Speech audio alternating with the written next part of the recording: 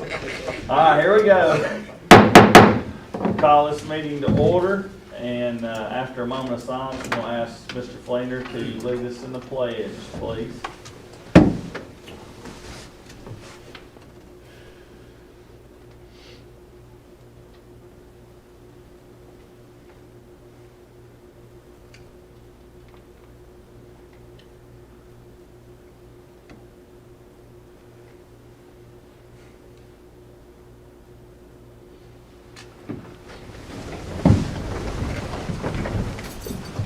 Pledge allegiance to the flag of the United States of America and to the republic for which it stands, one nation, under God, indivisible, with liberty and justice for all. Okay. Get my bearings here. I want to introduce Dr. Keevin Woody, and we thank you and appreciate you coming, and hope everybody's treated you well and took care of you today. They have. I do want to thank you for that. I appreciate you. Good. Accommodations, Ms. Buchanan taking me around. I've learned a lot about all of you today. I won't mention what she said. Okay. Okay. Just going on. Thank you. What we set aside an hour and a half. If it's quicker than that, that's great. And it will take what time you need to answer the questions. I'm going to let our student board member, Jacob Jenkins, ask the general questions, and then we'll start with criteria number one. Each board member will ask all the questions, and you just answer, and we'll just go around the room until we're done. How's that? Sounds great. All right, thank you. All right, Jacob, it's on you, buddy. So the first question is, what would you do to maintain a positive climate in schools? Okay. If you don't mind, I'm going to go back and give you a little bit of detail about myself, sort of like an opening statement, if nobody minds about that.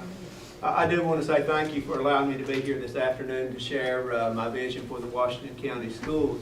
I am excited about the opportunity to work with stakeholders as well as students in ensuring that they are provided a foundation for educational success. I look forward to walking down the halls and interacting with your students and staff. I look forward to also making sure that we're moving forward as we come to Washington County and look at the needs of our students. Some of the areas I do want to focus on, I think would be important in coming to Washington County would, first of all, I want to make sure that we continue to move forward with those areas that are our strengths. So often in education, what happens is we get complacent with the good things that we're doing. And I think that's common in life. I see many areas that you're positive in. You've got your dual enrollment. You've got other areas that you're really strong in. We don't want to become complacent in those, but we want to keep a focus on those, continue to grow, and continue to move those types of things forward. I want to make sure that we fill any gaps that may exist in the implementation of our technology, whether that be staff development, which is often overlooked when we do technology, whether that be software or devices. I want to try to remove any barriers that may exist in relationship to programs that are challenging. As we look around, sometimes we don't move forward because of challenges that we have. Whether it be, we've just been doing this for the last 10 years this way. That's a challenge.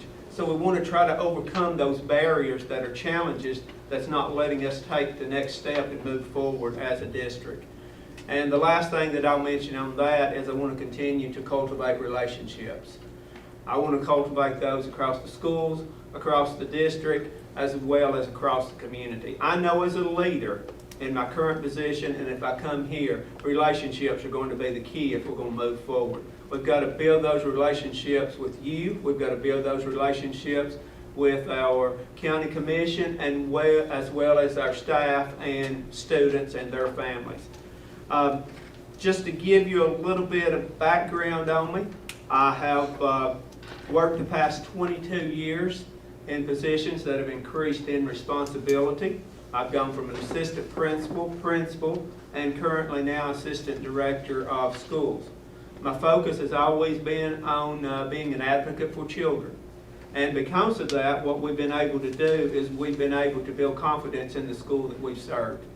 And that has been done through accomplishments. Some of those accomplishments, but not all of them, have been, we have been able to identify the need for technology in our schools. So we implemented a one-to-one initiative in our elementary schools. We've seen the need for STEM education, and we implemented STEM education. We have done several other things, but all of these initiatives have led to all the schools that I supervise scoring a 4 or 5 on the state assessment test for growth, and as well as several of those being identified as state reward schools, which I will say I'm very proud of the hard work that the staff put in to get us to that point.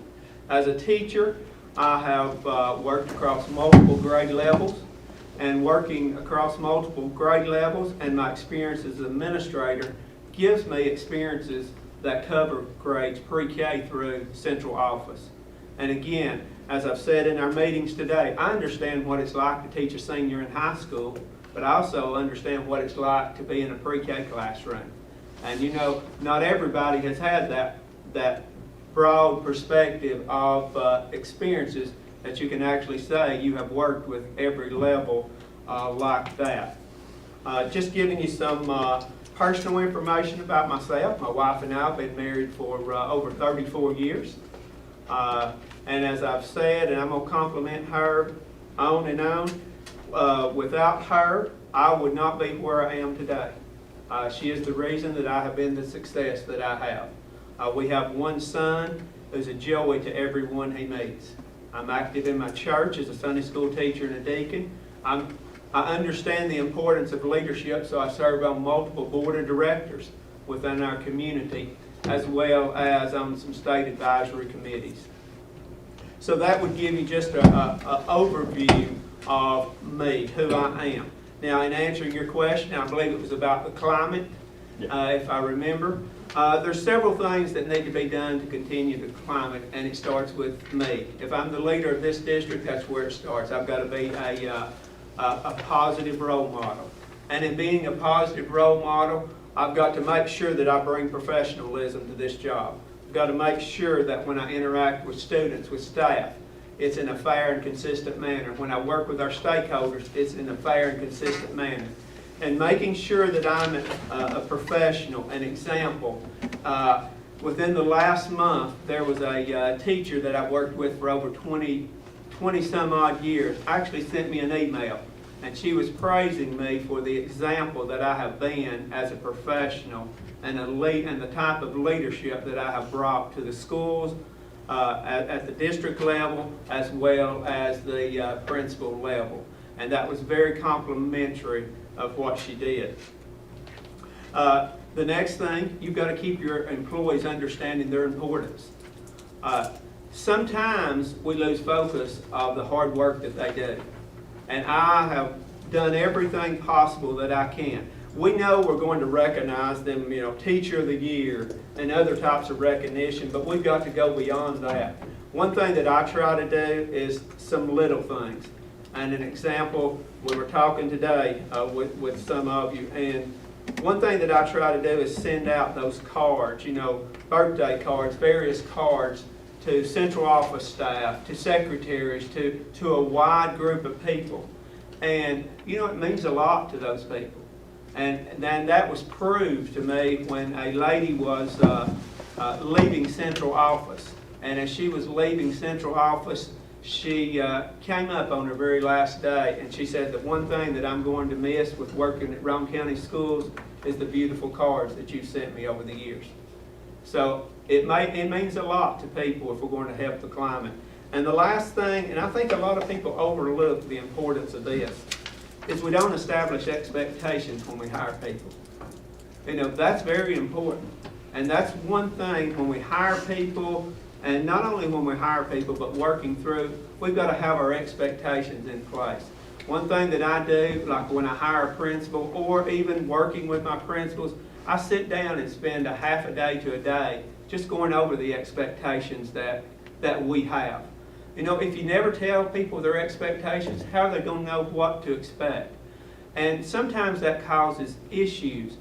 We've had employees when we did not tell them, and that's why I ask my principals, I say, when you hire a person, sit down and tell them our expectations.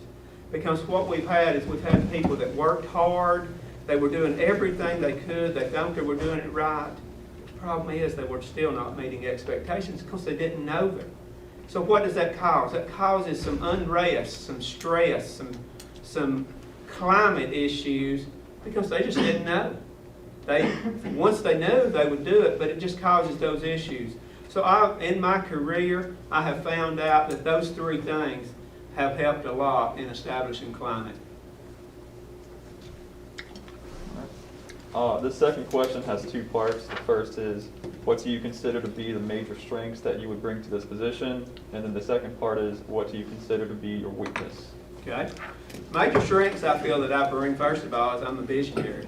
I'm able to take and look at situations and see where they're at and where they need to go. I can think all the way back to when I was a teacher in the classroom, whether I wanted to look at things different. I thought students could learn different. So to learn like decimals or to learn percentages, I put a store. I set up a store in my class.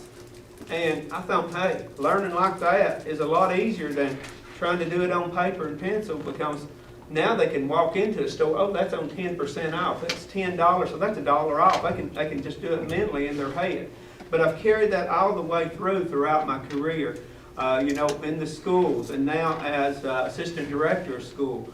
I've tried to be a visionary. I've implemented STEM. I've implemented other programs that has continued to move our district forward. I think about what Ronnie Floyd said in his book, Forward. He said that forward leaders not only see beyond the status quo, but they also move people forward to where they would not get without that help. So I have tried to also take and look at people around me, moving teachers forward, moving my people that I felt could be leaders. I've tried to move them forward. I'm proud to say that I currently have 5 people that are either in central office or in administrative roles within our school district that I directly supervised during my career. Why? I kept trying to grow them.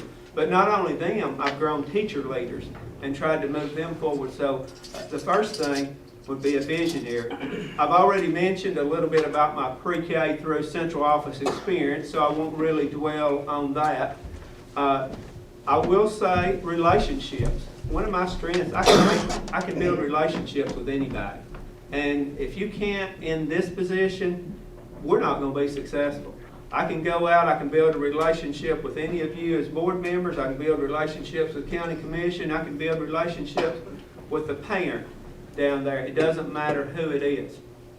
And then a very important thing I bring is I'm very even-keeled. Very even-keeled. You know, I've had bosses that are up one day and down the next. And you know, it's hard to go to work sometimes because you don't know how they're going to react. And I'm never going to blow you away with excitement, but I'm pretty much even keeled. You're not going to have to worry as an employee coming and saying, "Man, I've got to walk on eggshells today because I just don't know how he's going to be acting today." So that would be some of my strengths. Some of my weaknesses, I'm not a dynamic speaker. I can tell you that right now. You probably maybe already bored. Man, I'm tired of hearing him talk. I thought you were doing a pretty good job right now. You're doing a lot of talking, I swear. But I'm not a dynamic speaker. But you know what? I know I'm not, so I use my strength to offset that, and I stay even keeled. So that motivation that I need with my staff, I can do that by being even keeled. Second thing I would mention that I think is a weakness coming to this position is that I don't know the dynamics of your community. And what I mean by that, you know, every community's got a little bit different political dynamics, a little bit different makeup. But again, my strength is being able to build relationships would quickly resolve that. Very good. Okay, criteria number 1.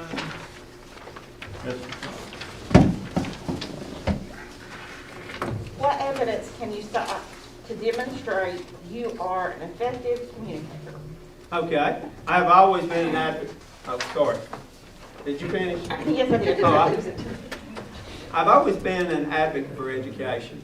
I've always made it a point to get out, get in the community. I've done presentations for the business community. I've done presentations for various groups throughout our community, which I think is very important, but I'm not limited to that. I've done them for local, state, and regional conferences.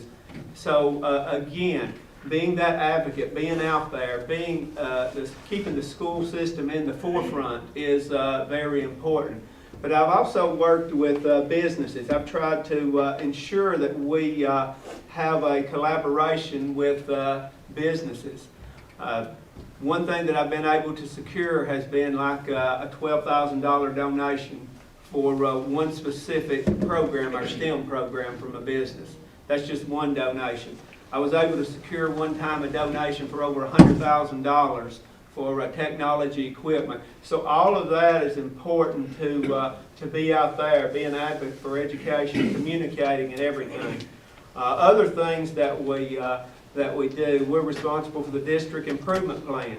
So we've got to make sure that we align those things up, communicate with the departments as we're doing that. I'm responsible for approval of the school improvement plans. So again, you've got to work with the schools. I've done a lot of correspondence for teachers, students, many types of correspondence throughout my career. One thing that I've done throughout my career as far as communicating, one thing that I have enjoyed doing is communicating, writing students a letter. I would go into a classroom and or see our students on TV. I can think back on one where we had a student that was on TV. She was a junior anchor. I don't know if you have those in your community, but that's what we'll have like on some of our local TV stations, and she was a junior anchor. So I wrote her a letter, congratulations on that, mailed it to her, mailed it from central office, and I thought, these children don't even get letters anymore, how exciting that is. But then just to get a letter when I've only gotten one from grandma or grandpa with a $50 bill in it or something like that, And the last thing in communicating would be social media. It's important that you post those positive things out there, that your teachers, your staff, all that they're doing out there, just to get the public aware of what's going on. So my second question is tell us about an instance where you have been an effective champion of public schools. Okay. When I saw this question, I began to think about what is a champion? What is a champion of public education? And as I began to think about that in my mind, I got down to the bottom line. That's affecting students in some way. That's the champion of public education.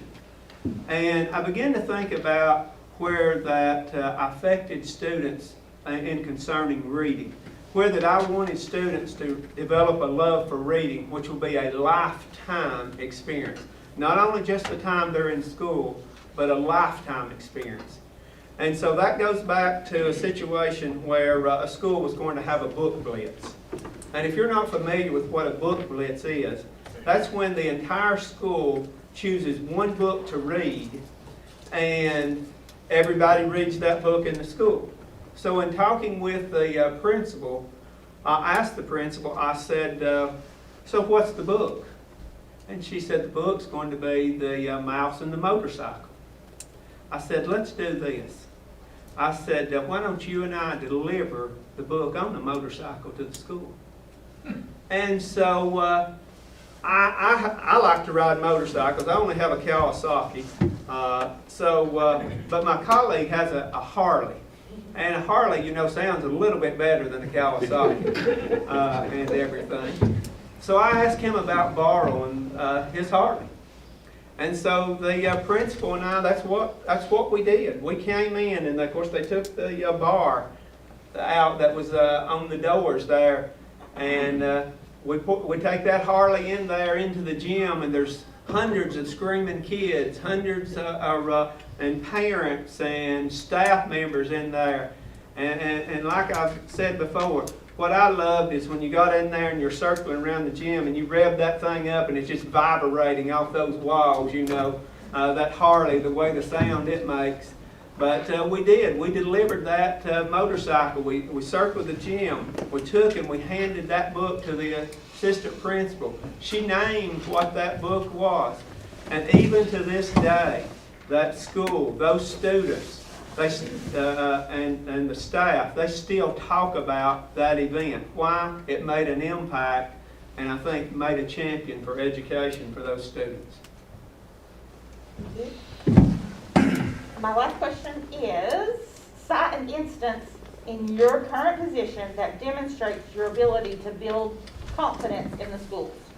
Well, in building confidence for the schools, I know you've had no issues with COVID in this part of Tennessee, but in Rome County we've had a few issues. And the first thing to build confidence in our school had to make sure that we created safe environments. We had to make sure that we did everything possible, that we put protocols in place to ensure that the cleaning procedures were done, making sure that the social distancing was done, making sure that everything was done to show that the schools were trying to protect the most precious commodity most parents have, and that's their their students. So we know that this has been successful because we started out the year with about 20% remote learners in our elementary school, and I'm going to basically address that right now.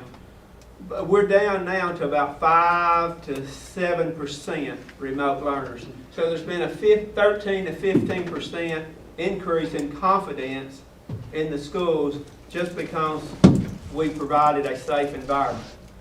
But again, another thing that we've done is we've made sure that we have provided a strong academic environment. I've already mentioned some of the things that we put in place, initiatives we put in place to ensure that our students are performing at the highest level.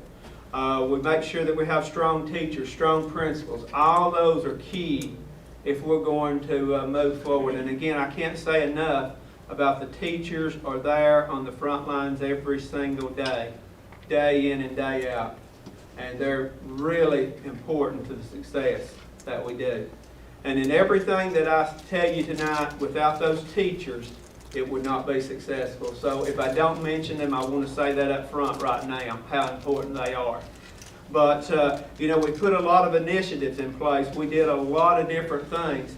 And as I mentioned in the opening statement, we've seen all the schools we supervise score 4 or 5 on the state assessment test for growth in multiple reward schools. And the last thing I'll mention on this question, one thing that has been important to me that we've put in place is making sure we create a positive, welcoming environment. I've actually been to schools that it was almost like they didn't want you there. And it's always been important to me to make sure that it's a positive, welcoming environment when you come in that school. Everybody should feel welcome. Why? Because it's really their school.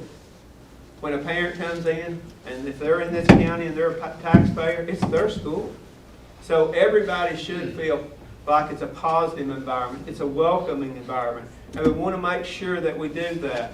Not only have we worked from that angle, but we've also tried to remove those barriers because we have some parents that just don't feel comfortable coming to the schools. Whether they've had a negative experience in their life. Maybe when they were in school, just something went wrong. And now that's what they remember the schools for.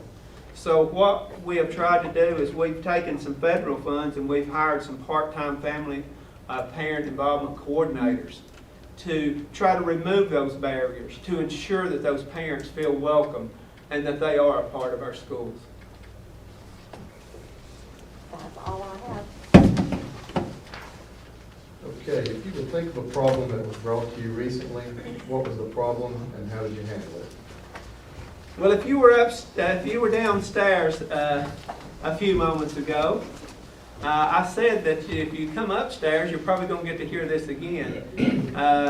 And one of the issues that we've really had to deal with is remote learning. Now, again, I know this part of the state you've had no problems, but if you're south and to the west of here, remote learning and in-person learning has been a big issue.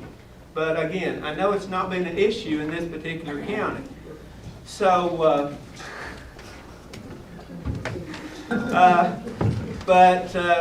we've had some adjustments in our remote learning over this particular school year.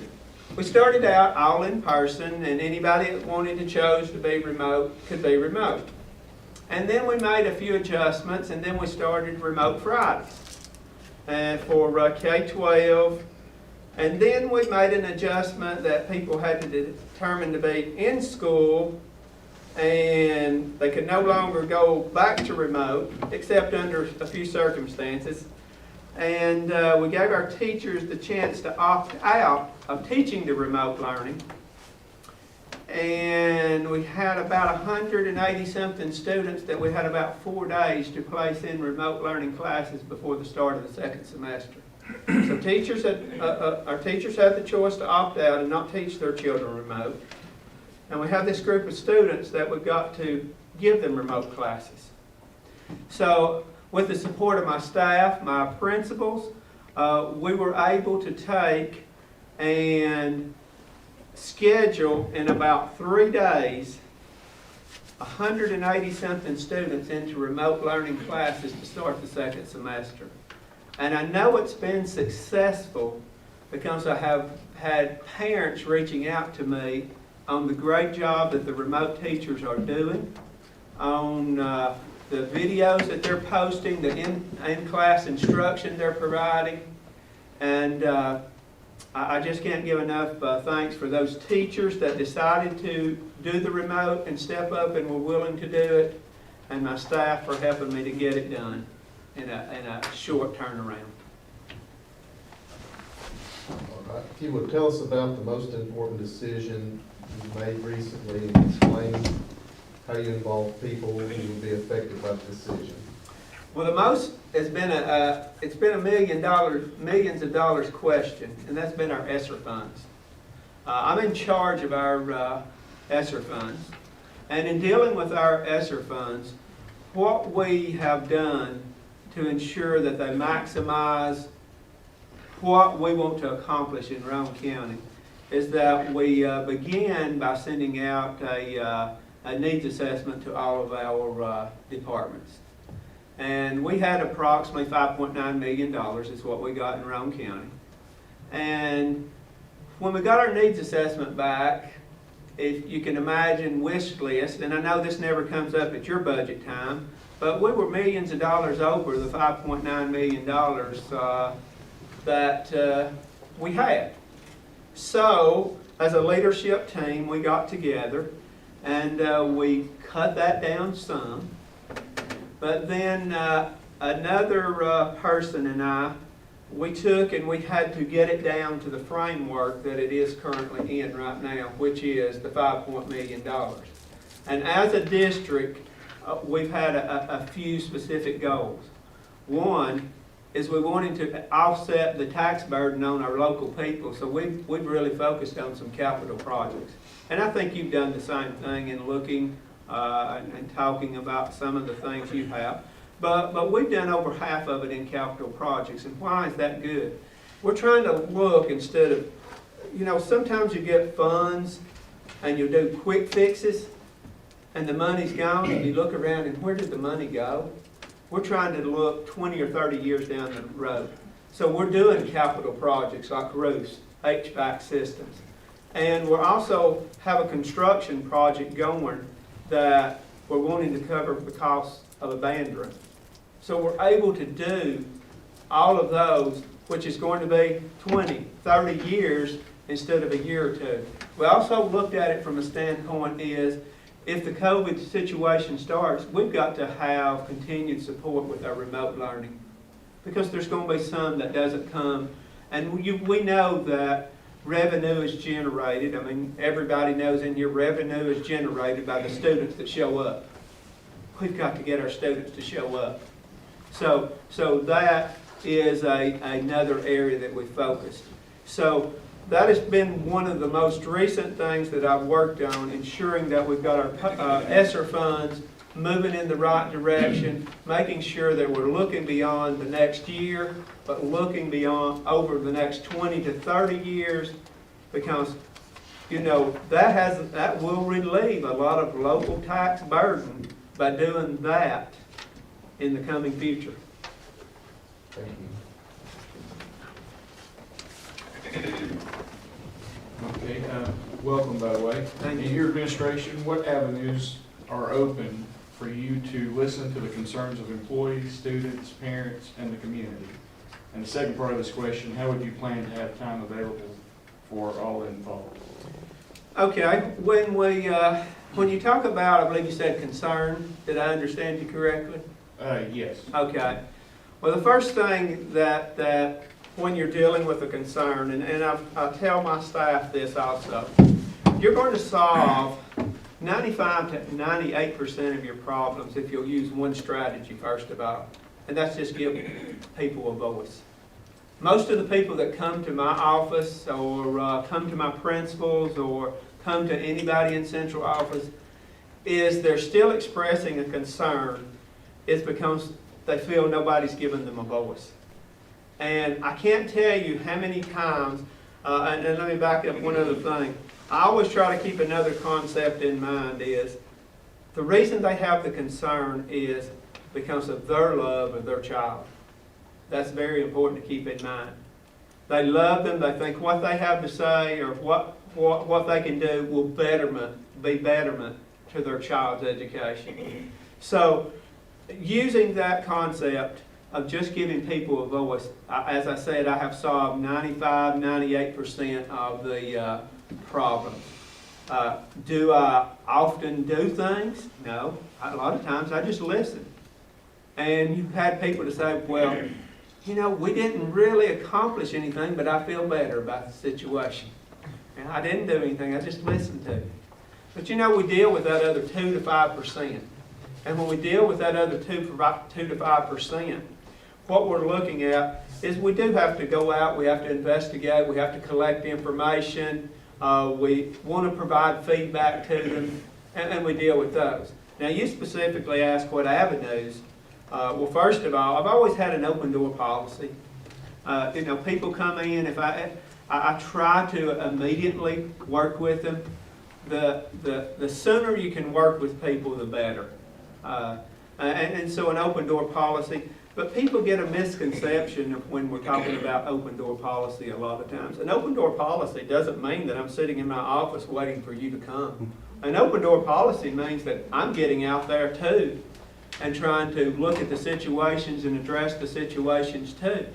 That's why it's very important to me to be out, be visible, be in the schools. I've mentioned today, I average about 180 school visits a year. If I'm out in the schools, people don't have to come to me as much. I like to get into those classrooms, and being in those classrooms, seeing those instructional practices, seeing what's going on, building those relationships, helps you to get past a lot of those concerns and everything that people have.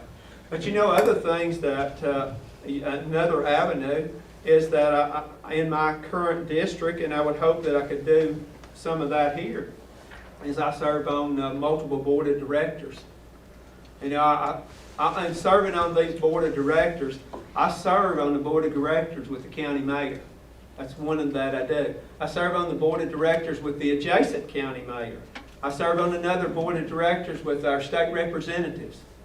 Serving on those board of directors not only allows me to hear concerns, but that also allows me to express my concerns to, I don't know if anybody's brought anything to your attention recently, but, the state legislature passed some hard stuff for schools to administer and all these camps and all these different things. I mean, that put I would say, a burden. That could have been my answer to a difficult thing we've been dealing with.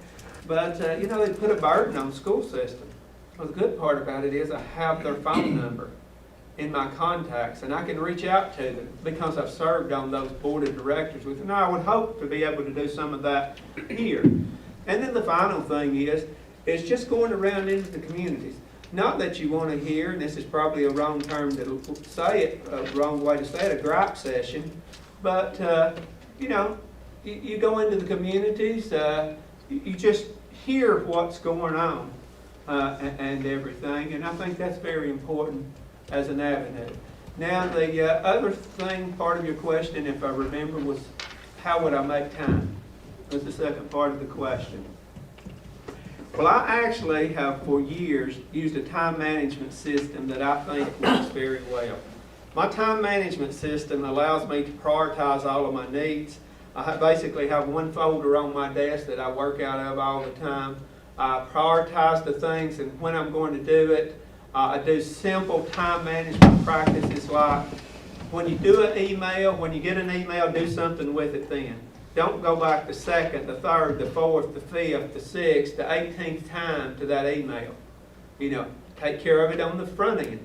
Take care of things as they come up. And because I've used this time management system, as I've already said, what am I able to do? That frees up more time to get out into the schools, more time to get out into the communities, more time to do interactions and relationship building. And so that would be my avenues and the things that I would use. The second question, give us an example of when you've changed your mind and taken a different course of action as a result of listening to others. Okay, that actually happened last week. And we discussed about the remote learning. Well, in our district, our procedure is that no one can go and become a remote learner unless they can get a doctor to say that there's something wrong. That we will allow them to go from in-person learning now to remote learning under those circumstances. So a principal reached out to me and said he had a situation where a parent was wanting to go and do remote learning. But the parent was going to take the child to another district and wanted us to continue to provide the remote learning services. Well, talking with the principal, you know, it just didn't seem what we should do at that point. So he said, all right, I'll reach back out to the parent and tell them. Well, he did, and he said, well, the parent's going to reach back out to you. All right, the parent did reach back out. And when the parent reached back out and everything, and working with the principal, we were able to even get down to more details, a little bit deeper into the situation. And not to violate any HIPAA or anything, but the sibling of the child had some medical issues that the parent was actually going to have to take the child out of state for medical treatment for the next 3 to 6 months. All right? This family knows nobody in our area. The father has to go to work at 4:30 in the morning, and he works 4 days a week. So they have nowhere to leave the child. So the child's going to have to be taken to another, like I said, another county about 40 or 50 miles away, stay with grandparents. So as the situation became more in view, then I said, you know, we need to use, and I'm just going to say common sense to help this family. So what we did is, and again, I can't say enough about the principal and the teachers of this student, that what we set up is we're going to do this child's going to do a hybrid schedule. They're going to be at grandparents 4 days a week. But the father works 4 10s or 4 12s, I forget which it was, but anyway, he's going to be off on Fridays. So the teachers are going to provide remote learning for the child Monday through Thursday. The child's going to be back for in-person learning on Friday.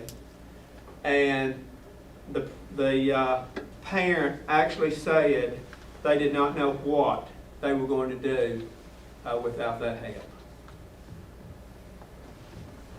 Thank you.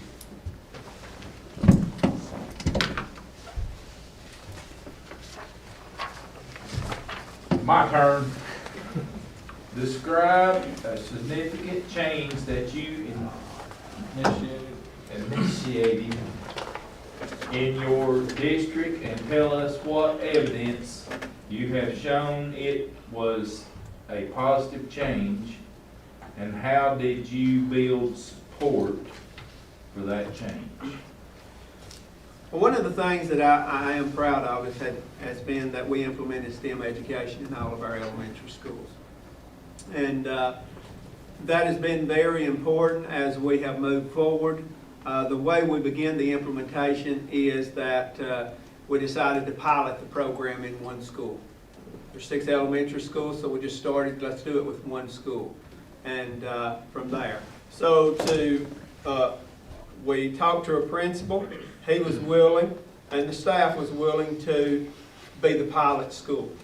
So what we did with them is, first of all, we went and identified other districts that already had it in place. There's no need to reinvent what's already in place. So what we did is we had the principals, the teachers, and myself, we went and we visited these other schools to see how they put the program in place. You know, did they do the STEM Fridays? Did they do the project-based learning? Did they do all these other things? What did they do to get in place? How did they get the teachers buy-in? How did they get supplies? How did they do all that? That was the initial start that we began. Finding out all that information, we used all that, and I won't go into great details there, but we used all that information to implement it in that one school, and they started the program. So what we decided to do then, we used that school as a model for all of our 5 other elementary schools in the district. So we used basically the same procedure, but instead of them having to go look at somebody else, they were able to look at us. Now, we did allow them to go look at other schools outside of our district, but we were using our own school as a model. And one of the programs that I guess I'm most proud of that has come out of that is a career day type program that's come out of our STEM. And it's called Touch a Truck. And it's pretty exciting to me, this particular program. You know, going to college is important, don't get me wrong. But I'll be up front and say not everybody's going to college. I can tell you that today. It's very important, but so we've got to also look at something to excite those other children that may choose not to go to college. So they did this Touch a Truck, and they brought in like a garbage truck, a UPS truck, a bucket truck, the bus that Jeremy Pruitt rode and drove him out of town. You know, all of those type things they brought in. But I'm serious, I don't know if it took him out of town, but anyway. It was the bus that he rode on. And the children got to experience that. They got to go up, they got to meet the people. You know, the bus driver that actually drove that bus. That's a job. They learned that's a job. They learned that the garbage man, that's a job. The people that run bucket trucks, that's jobs. And then they begin to hear what some of them made. And that was even a better job when they begin to hear how much some of these people made. So that is a program that I really think has made an impact. I think you asked, the second part was, how do I know that it's made an impact? Well, there's been some specific things that I've seen. First of all, I saw teachers that throughout my career only wanting to sit and lecture students for the entire length of the class period change to where they implemented differentiated instruction. Teachers that were well set in their ways, that you couldn't get them to change for anything, they changed. They saw that this hands-on, this implementation that we did of some STEM science labs, you know, they were very beneficial. I saw students become excited about learning. And one of the most exciting things about it was we saw students that had always been at the top all of a sudden challenged, and those students that maybe had never gotten all the praise, that when they began to do that hands-on, that problem-solving stuff, you know who was the one that could do it so quick? Was those that had maybe others struggled. That was exciting to see. So some of those things has told me that it's been successful. How do you keep up with the research and initiative that may drive change? Okay. Well, I continue to look at doing professional development. I'm currently in a cohort or a group or a network that's the Assistant Director of Schools Network that's sponsored by Tennessee Organization for School Superintendents. And we're in our second year where that we've gone through and we specifically look at trends and different things that are going on to try to keep my self-informed, my understanding. Also, I'm in a Supervisor Study Council, which is instructional leaders that looks instructional practices and things like that. You read the educational journals. One that I really like is District Administrator. I'm also on advisory committees, one of them being Federal Advisory Committee for the state of Tennessee. And there's change going on all the time with the federal government and federal programs. I read books, and you know, you can find a lot of good things actually on social media, on YouTube, that can drive change. And I know that for a fact because I had a principal. I do an assistant principal's academy, and what that is that where we try to develop we try to develop our assistant principals so they'll be prepared for the superintendency if that's what they choose to do. If they choose not, that's fine.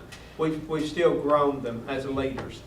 And I had done a presentation or shown a presentation, and I don't know if you're familiar with Admiral William McRaven. And he does a speech talking about if you want to change, if you want to change things. And he has 10 things. He's written a book now about it. But his number one thing on that list is make your bed in the morning. And if you make your bed in the morning, it doesn't matter if you fail at everything else that you do that day. When you get back home that night and you climb back in your bed, you've come back to something that you've been successful for. You made your bed that morning. So I'd shown this. We'd talked about it. We'd talked about the change and what he had done. And we had staff development Monday. So last week, a high school assistant principal called me and said, hey, will you give me that information again about the Admiral, William McRaven, because I want to use that same information to impact my school. So change can be presented in a lot of different ways. So if your wife is still in the bed, you gonna roll her out of the bed and then make the bed up? No, I did not do that. But you know what? If I came home and it wasn't made, I would make it, because that is one thing that my parents did teach me. Make your bed when you get up and everything. But no, I actually get up before her most mornings. I'm done. All right, number 5. I'll bother. Describe how you've led a school or system in creating a vision and building support to accomplish that vision. Okay, in developing a vision, we have the method that we've been involved with dealing in doing a vision. You know, we dealt with 5-year strategic plans. We dealt with mission and visions, just like you have. But the method that we've used on those is, first of all, you get a wide range of stakeholders. You get board members. In Washington County, you get 9. You get teachers, you get staff, you get students. You just get a broad range of stakeholders. And the way we've done it is this. We bring those stakeholders in and we divide them up into multiple groups. So there may be a group over here working on the vision for CTE. There may be a group over here working on the vision for K-3 literacy. There may be a group over here working on dual enrollment. Just throwing out some examples. And they come up with whatever framework that we provide. They come up with a vision for each part. But you know, that's 2. If there's 15 different parts, we can't have 15 different visions. So what we do then is we get a leadership team from those different groups. So one person will be chosen from each group to represent that group on the leadership team, and you come together then. And then what that leadership team does is then they take all of that information and narrow it down to develop the school vision, or the district vision, the mission, the direction that we want to go. But there's two important parts that we make sure that we do on that. First of all, we make sure that we include short-term goals. And the reason we want to do short-term goals is we've got to know that we're going in the right direction. If we don't have any goals whatsoever, how do I know I'm headed in the right direction if we're going to put this in place? And the second thing is we do long-term goals. How do we know when we're reaching the point that we need to revise that vision? Have we almost succeeded in where we want to go? Or are we going to let that just remain our vision forever and just say, hey, we've got a vision? So, we've got to think about those things with our short-term and long-term goals. Now, I don't remember if there was a second part. I'm sorry. Was there a second part to that? Building, let me just reread it. Describe how you've led a school system in creating a vision and building support to accomplish that vision. Okay. I think you got it. All right, number 2. How have you used planning and goal setting to improve your school system? Okay, again, now, we sort of talked about some of it right there in some of the things we've done. So I won't go back and go over all of that information again unless somebody would like for me to repeat it. If you do, if you raise your hand, I will. But, I saw one hand. Okay, well, going back. Ahead, I just aggravated. If you're wondering, there's one of them for ground business. I've been here the longest too. But talking about some other things, first of all, as I stated earlier, I am responsible for the development of the district improvement plan. And being responsible for the district improvement plan, I have to ensure that our goals, our strategy, our action steps line up with the entire district. All departments that I have to make sure that it lines up with. I have to work with those different departments to ensure that it's in place. And getting down on the implementation, we have to look at those action steps because we have to do this yearly. We have to make sure and assign somebody responsibility for those action steps. And then, you can assign it, but you have to make sure you double check that it's actually done. So that's part of it.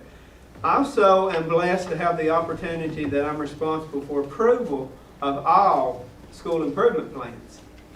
So in being responsible for all school improvement plans, I have to make sure that not only does the district improvement plan line up with what we talked about earlier, our goals, our mission, all that stuff, but I have to make sure that all the school improvement plans now line up with the district and everything else. So I have to read all of those, I approve all of those, make sure again they have those same things in place, those action steps to move their schools forward. Make sure that that planning process is in place to take it down to the school level below. So that's a few of the things that I've done to make sure that we have the appropriate planning and move forward. Okay, thank you. One more for this section is how can diverse community groups be united for a common cause? Well, I've worked with many diverse groups throughout my career, going back to when I was a coach of multiple sports. athletic director, teacher, all the way up to, in my current position, serving as the migrant liaison, the homeless liaison, all those things. I've worked with a lot of diverse groups. And experience has taught me a few simple practices. One, just treat everybody the way you want to be treated. That's the first thing. That's probably going to go as far as anything else I could tell you here. But to just treat people the way you want to be treated. Treat them with respect. Don't in no way put anybody down. But the methods that I've used to reach common goals is basically a few things. First of all, is we want to determine what is the common goal. You know, sometimes we think we know what the common goal is, but we're not actually that sure on what it is. So there has to be clarity in what is the common goal. What are we truly working for? So that's the first thing that we want to do. Second thing that we want to do is we want to visualize what the end result will be. You know, so we've got a common goal here. We think we know what it is. So what is the vision then that we want to reach? And so we've got to look at the end result. And then the third practice that I've used is then we know what it is and we know where we want to go. So the best way is let's get a pathway or roadmap to how to get there. So we then put the practices in place, whether that's funding, whether that's volunteers, whatever you want to throw in there. We then develop that pathway and that strategy moving forward to reach that common goal. Thank you. Number 6, I have 3 questions. First one, explain how you would develop a school system budget and tell us who you would involve and how you would involve them.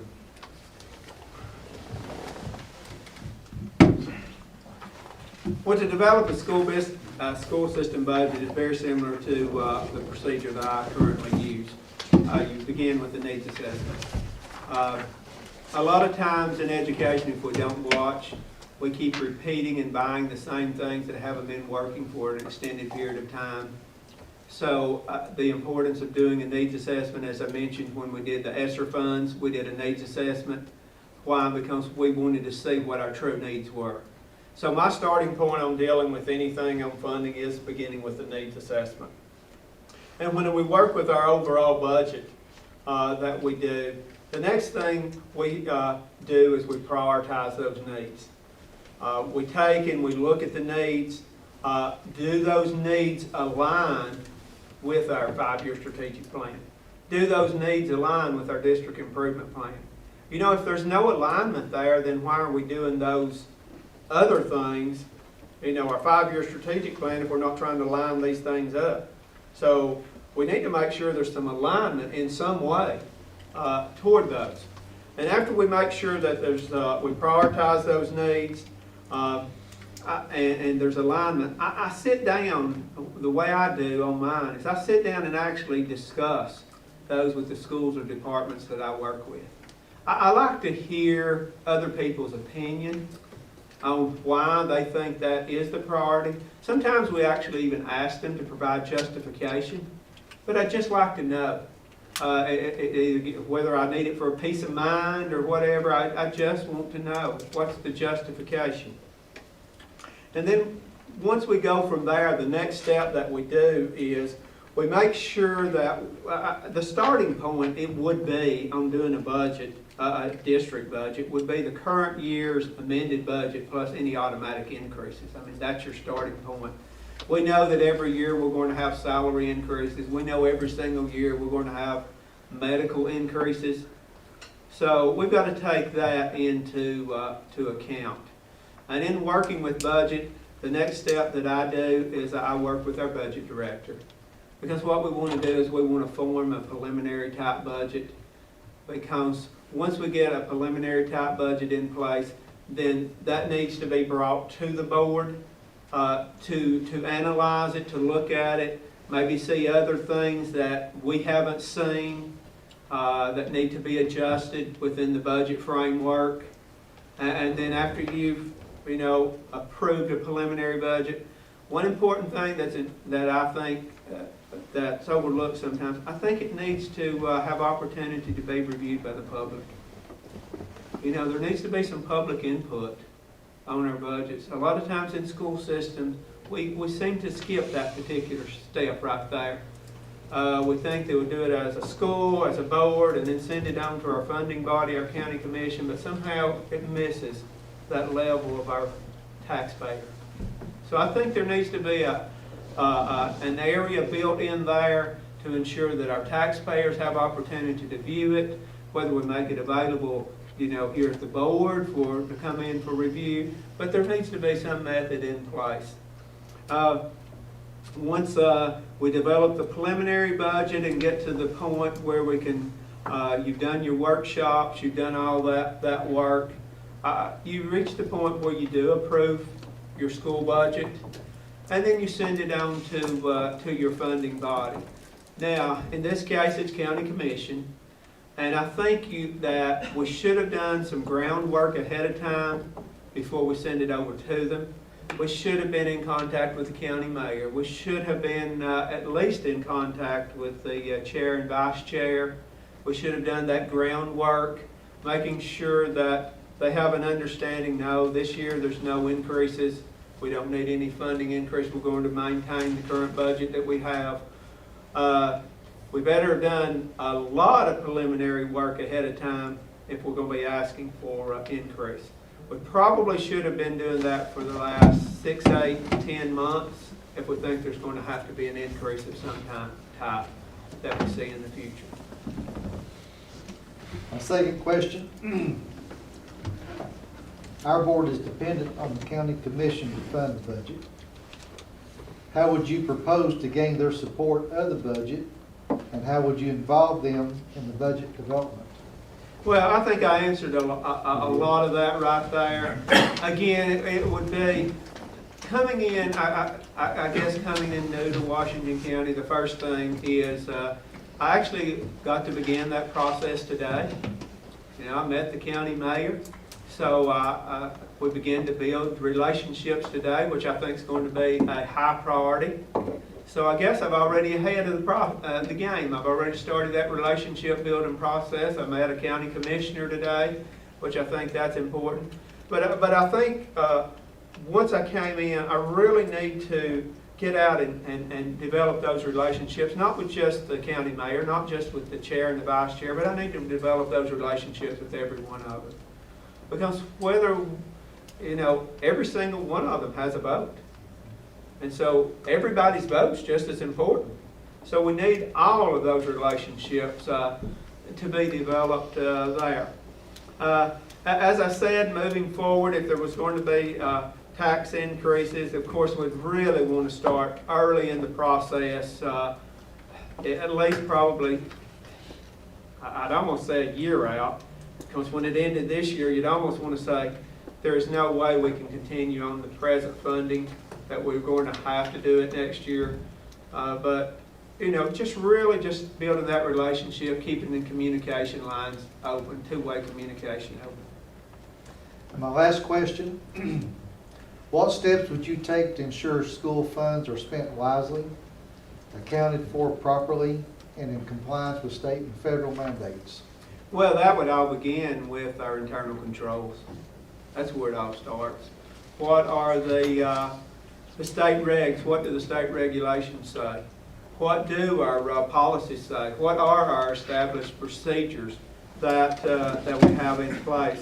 We also need to make sure that we look at our uniform grants guidelines, which governs our federal programs, which our Edgar book, if you've ever seen, and if you need some good reading, I've got a book, and I'm sure Mr. Whitaker, his federal programs, he has a book about that book if you need to go to sleep pretty quick. We've got to make sure that we have those in place. But other things we need to make sure is we need to review any monitorings that we have previously had to look and see if there's any findings. If there was any findings, we need to make sure then that we take and address those immediately, those findings, especially if they're very serious findings. You know, sometimes it's just sort of like recruiting. You've got not much of a finding, or you've got Tennessee that seems to have a lot of findings right now. So, you know, so you would do the same thing not only with monitoring, but your audits. Of course, you'd have your state audits, you'd have your school audits that you would have in place. You would look for those findings. As a superintendent, one thing that I would want to do is I would want to review monthly reports. Also, I think it's important periodically just to check some of your POs, your different things. Make sure you've got proper checks and balances in place. Thank you. You're welcome. Questions, criterion 7. First question is, how would you work with your board to be effective and respected by the community? You're talking about this group sitting before me, right? It's good looking bunch right okay. here. I just wanted to make sure I was clear on which group you were talking about. Well, the first thing is, I think it's very important that I do everything that I can to make sure you never have any surprises. I think that's probably the number one thing. I think one of my jobs, my responsibilities, my role is that I would be an advisor type to the board. So I would want to make sure that you never had any surprises. And to do that, it would be important that I presented you with high quality information to make informed decisions. As an advisor, if you're going to make a decision, it's very important that you know what you're making the decision on.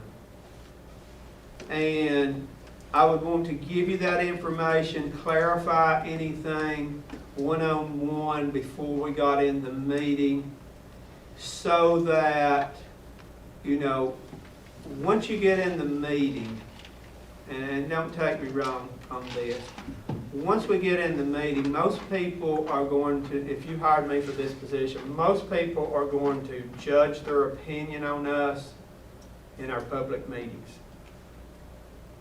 They're never going to meet us in person, a lot of people. So again, how I act, if I act professionally in the meeting, that's what they're going to think of me. And so that's why I want to make sure that I give you that information and make you look very, very well informed.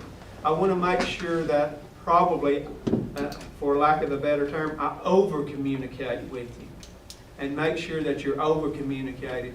I mean, you'd be saying, I am so sick, can you quit giving me all this information? So that would be our goal. Number 2 is, Well, go ahead. I think I might get drink water. Excuse me just a minute. No problem.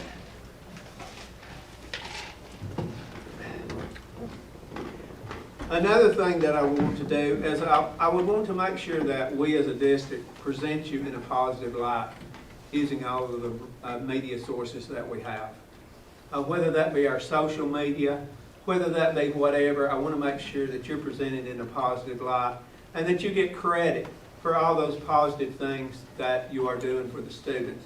Sometimes it's overlooked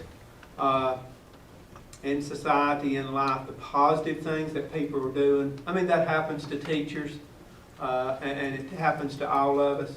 But I want to make sure that you are presented in that positive light, and you get that credit for those positive things. Because basically, every board meeting, you're doing something to try to make that child's life more positive. Question 2, explain what you have done to build and maintain a good relationship with your board. Well, first and foremost, I've just been honest. I've just been honest with them up front. Anytime that I've worked with them, I've built that sense of trust, and I think working with them as I have, it has been because I've been honest and transparent. I'm not a person that really puts on a lot of airs. I'm just upfront, honest, transparent. I've tried to develop two-way communication with board members.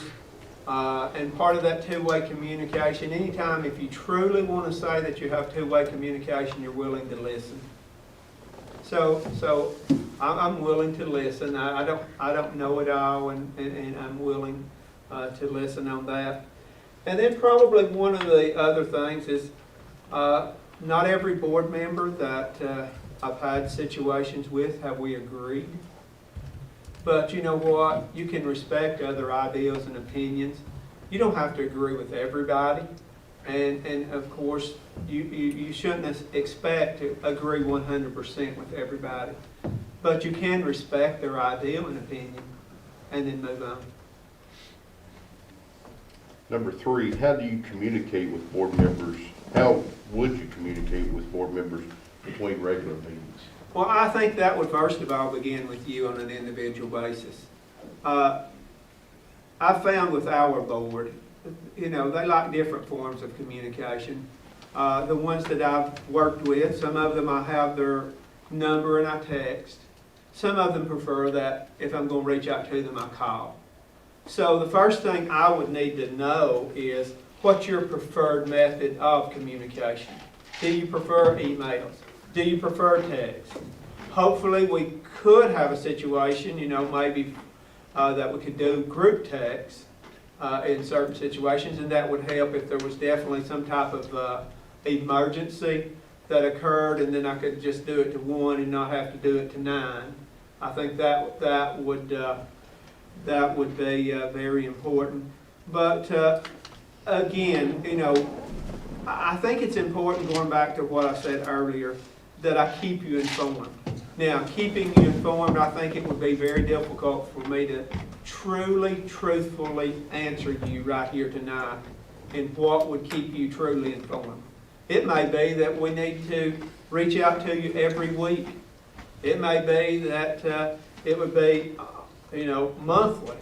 But I think it would just need to be, once we learned each other, learned our personalities, what we preferred, I think I could give you an honest answer after that situation. Thank you.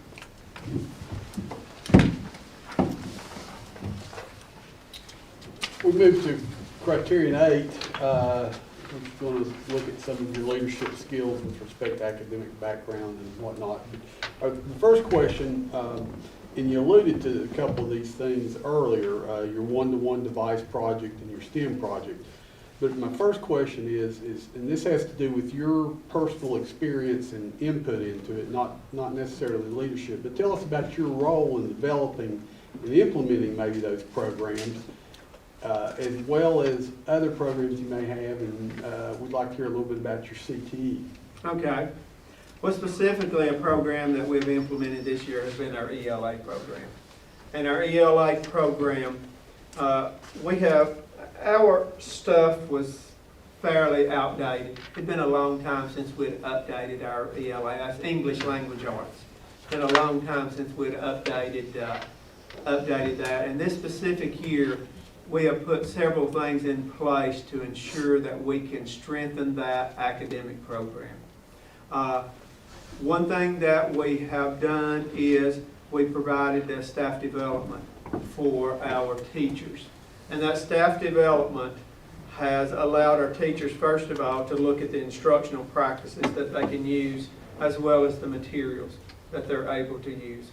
So that staff development was put in place. Second of all, I have taken our literacy leaders and we are using them to be a support then within the schools throughout the year. You can do staff development, you can implement something, but you've got to have support.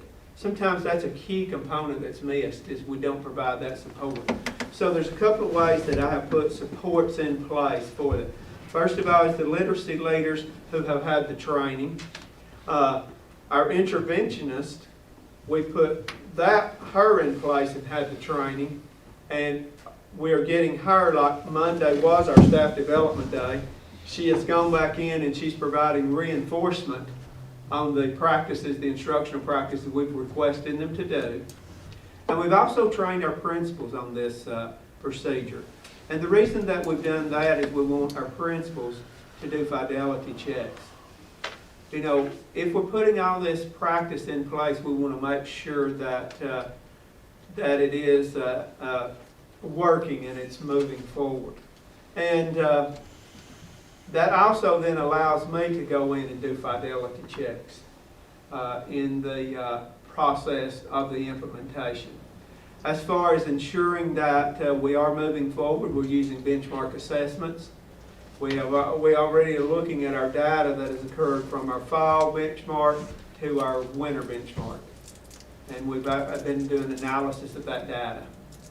As specifically talking about CTE, I am a member of the Roane County CTE Advisory Committee. And as a member of that advisory committee, what we have been doing is we've been trying to develop partnerships, or we have worked partnerships with the business community to ensure that there is alignment in what they need and their goals, along with what we want to accomplish too. We've developed these partnerships with our technical center, and our technical center is continuing to support our students in moving forward with the industrial certifications, those things that's going to allow them to get closer to implementation. We've also had the opportunity to have job shadowing. That is one of our things we've worked with our businesses and our partners on. Not only that, but collaborative projects, and that's been an exciting thing that we've been able to do with our businesses. Those collaborative projects allows our businesses to give a real world problem, give that to our students, and then our students solve that real world problem, send it back to the business. The businesses then would look at it from a business standpoint. You know, is it a good product? Is it, would this be a good employee? So it's like a two-way street. And the final thing is an internship program that we actually have within our district. And the internship program actually has been pretty strong on some of our programs. We actually had a student, a company wanted him so bad in their internship, and it's a national company, and if I called their name, you would know their name right off. But they wanted the student so bad that they reached out to their headquarters in Colorado to change their actual company policy for the entire United States to lower the age limit for their internships from 18 to 17, so that this one student could participate with them. You may have touched on some of this, but my second question is, tell us the 3 curricular or instructional improvements that occurred as a result of your leadership. And, you know, share with what the evidence is that you have that there were improvements. And you kind of, I think, may have alluded to some of that with benchmarks. And, you know, but I have, and I'll try to give some more as I looked at that question. You know, I have talked about the STEM and all these other things. I'll try to give you, you know, a couple of others that are not those same ones. So I tried to think about what else I could give you besides those. And one is, I thought back on a situation how that we have students that come to school, and you may have heard this reference before, with 2 backpacks. And in thinking about our students that come to school with 2 backpacks, we have students that come with a backpack that you can see, that outer backpack that carries their books. But you know, we have a lot of students this day and age that come to school with that inner backpack. That backpack that they're dealing with those social emotional issues, those home lives, those situations that have probably more scarring effects on their life than a lot of other things. And I began to think about how we were impacting those students instructionally within our district. And one of the things is that we do have some ACES schools, some trauma-informed schools, schools that deal with those adverse childhood experiences that we have within our elementary schools that we've gotten in place, that we've moved those forward. We specifically focused on those needs of those individual students. How can you deliver instruction to those students? How can you engage and interact with those students that are bringing all that emotional baggage. We brought in, speakers and different things to help our students, to help our staff actually focus on the instructional needs of that particular group. And that I tried to think it a little bit different so I wasn't giving you the same thing. Another thing that I thought about instructional wise was that it's been important to me to expand our curriculum in the music side. I have implemented a 5th grade band in all of our elementary schools. And I'm expanding that next year. I've already talked to our principals, our music teachers. We're going to expand that to 4th grade band. So we're going to have a beginning band in 4th grade, hopefully a little bit more advanced in 5th grade. And the reason that I want to do that is research says actually high-performing schools and districts start band in 3rd grade. If you go and study the research, that's where it says. And then another thing that we have started, but we're going to expand it next year to get it to all of our elementary schools, has been art.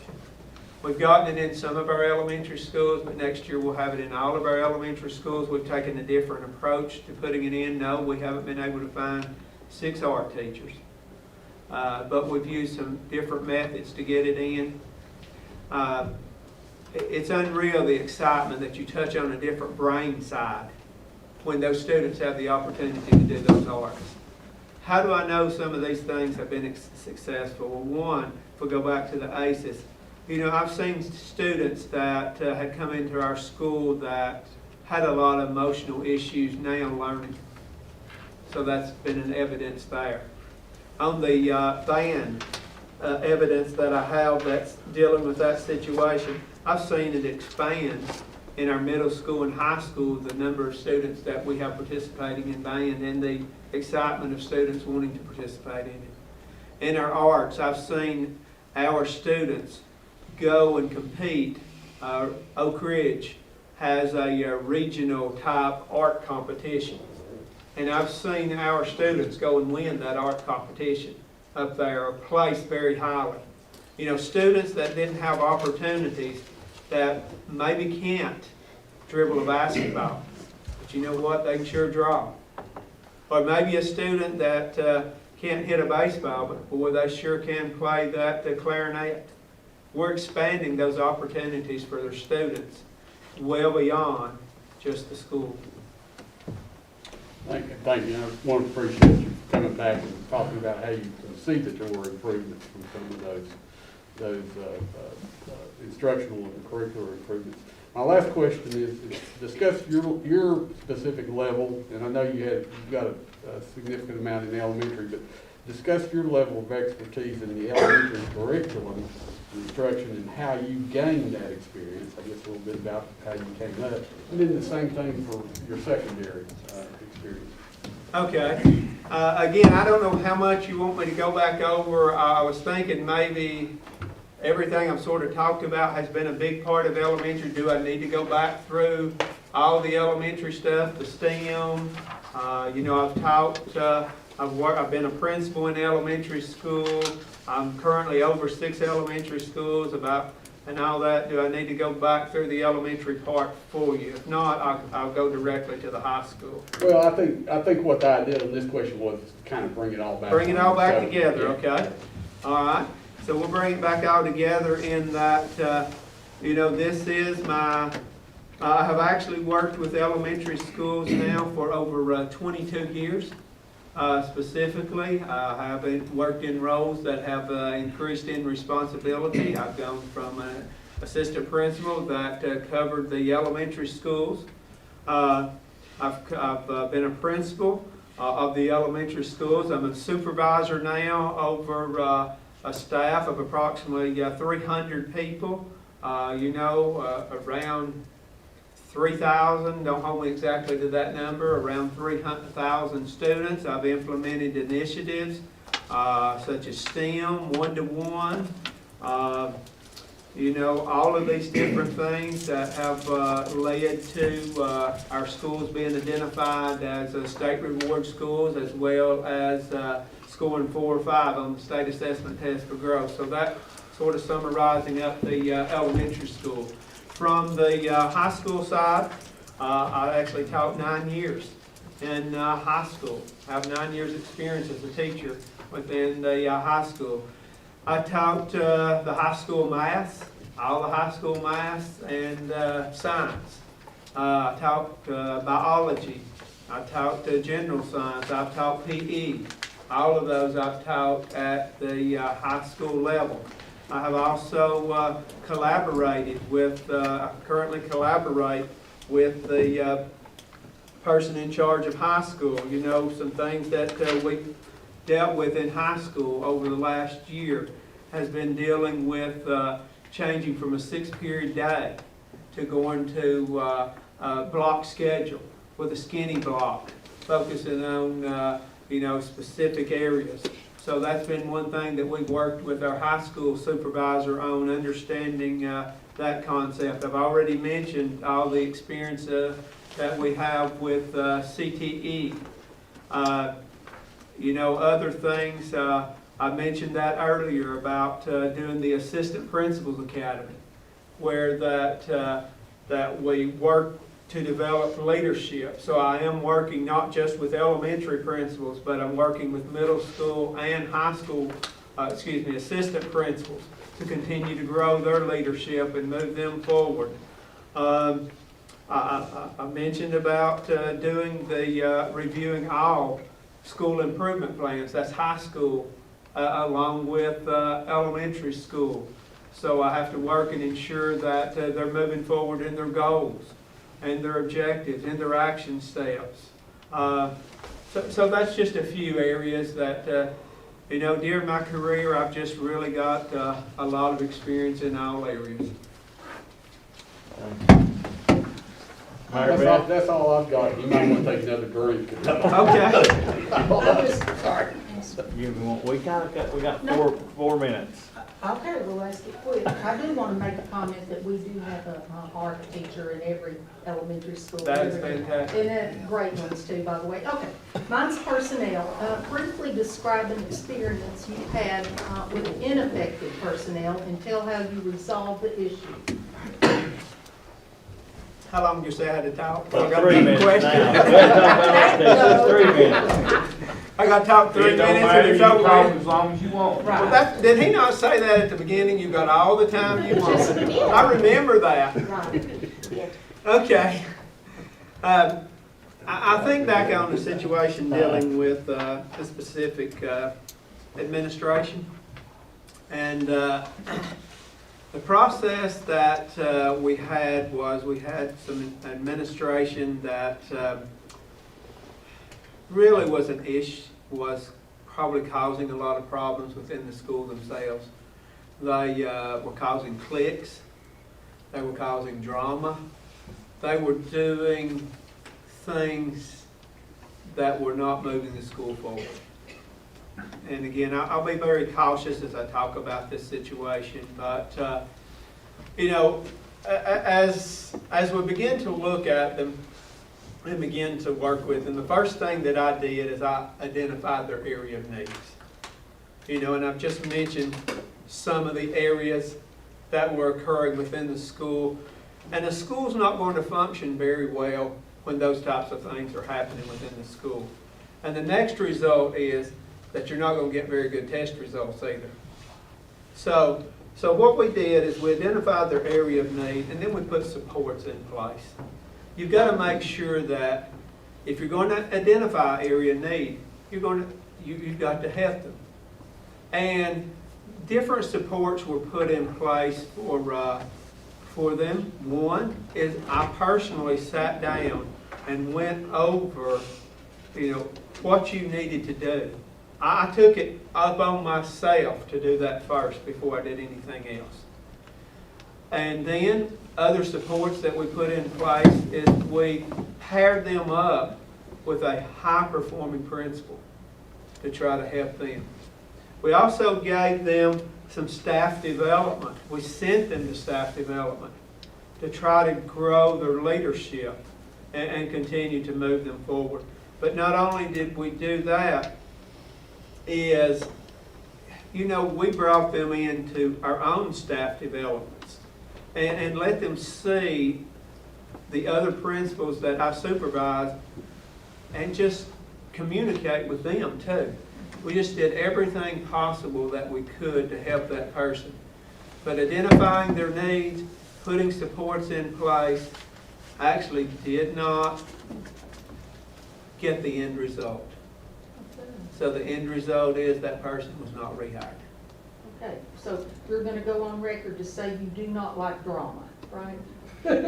I do not like drama. Okay. All right. I do not think drama accomplishes the end result that we want. Now, let's be honest about I it. agree. It happens. Mhm. But that does, I don't like it, but we all deal with it. Okay, I'm gonna go quick, I'm right on, clock here. What have you done in your current position to ensure every employee is effective, and how do you determine which employees should be retained? Okay. Well, the first thing we try to do is we try to begin in the hiring process. We try to make sure that we're lining up the skill set that we want in the hiring process with the needs of the person we're hiring.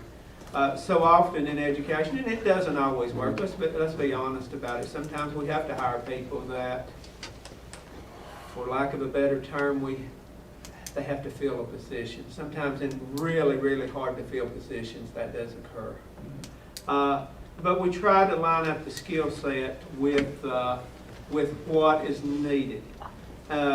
Once we line that up, then we try to make sure that there's informal and informal evaluations put in place to identify their efficiency. You can look at it in various ways. I've already mentioned about going in myself and being visible within the schools. I do evaluations, both formal and informal, of my administrators. I ask them to do the same with the teachers. We can look at those results of how they're growing students. There's just some specific things that really, when you're determined about hiring people, whether you want to keep them or not. And I think it's both professional and personal. One, can they do their job? When you go in and I don't think it takes an expert to determine if somebody can teach or not. I mean, we are experts, and probably that's the wrong way to say it, but if you go in a classroom and there's certain things going on, you're pretty sure the instruction's not what it needs to be. And then from some things I look for personally, one, attitude. I'm sorry, but if a person's got a negative attitude, that's just one thing you can't get past. Negative attitudes are very difficult. You can change a lot of behaviors, but you can't hardly change a negative attitude. If they come in with it, they're probably going to have it. Another thing, how do they treat people? Are they fair and consistent? Especially if it's a teacher and we're dealing with our students, don't we want them all treated the same? If it's a secretary, don't you want them treating everybody fair and consistent when they come in your schools? And the last thing I'll mention, to the use of common sense. We've gotten in trouble in education because people didn't just use common sense. I always think about a situation, and I think back on as an administrator, why would an administrator do this? The thing several years ago that made national news, where that a principal suspended a kindergarten student boy for sexual harassment because he kissed a little girl on the cheek. I don't, maybe I missed out on some of the details on that, but making national news over that wasn't just the age of those kids, you know what I'm saying?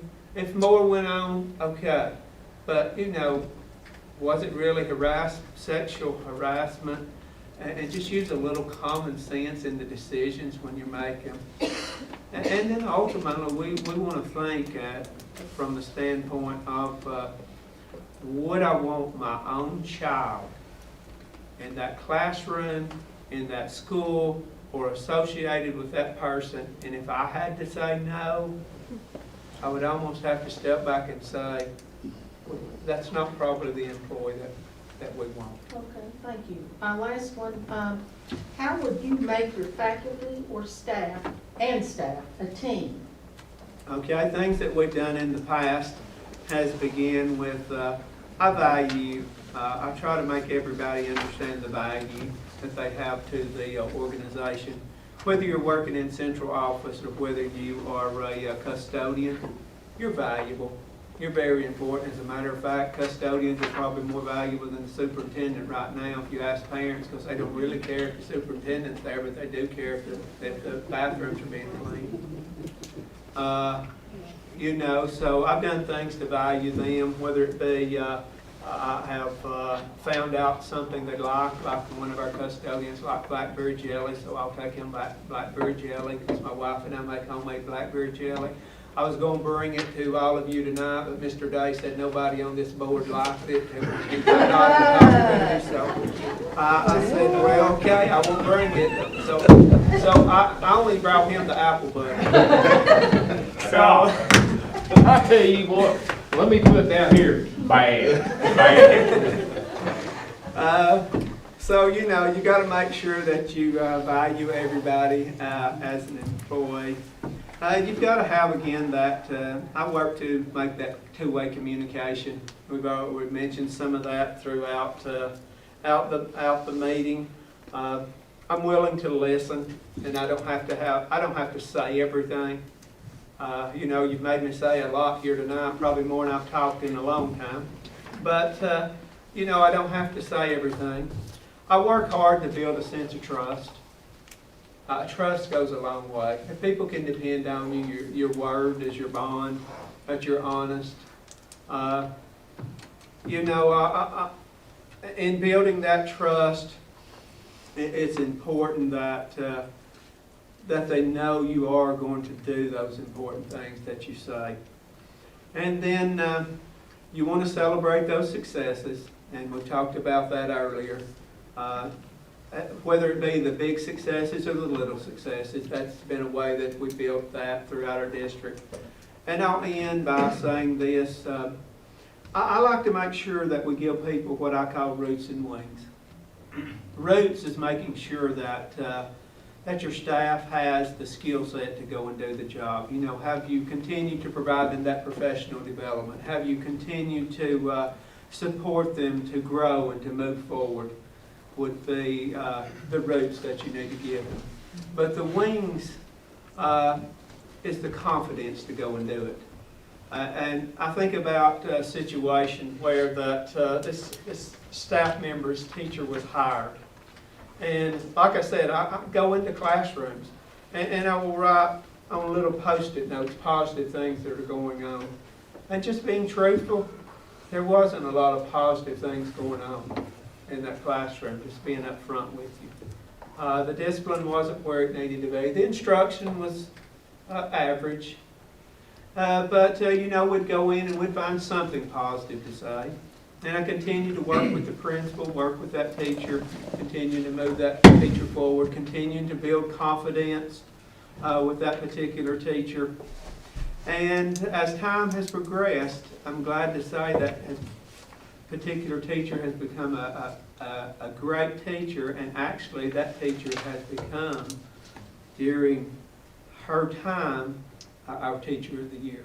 That's how far she has come, I think, because of that confidence, that building, that giving her support, taking her from where she was to where she is today. Thank you. Good? Okay. Thank you very much. Appreciate you coming. You're welcome. We're good? Thank you. Are you adjourned?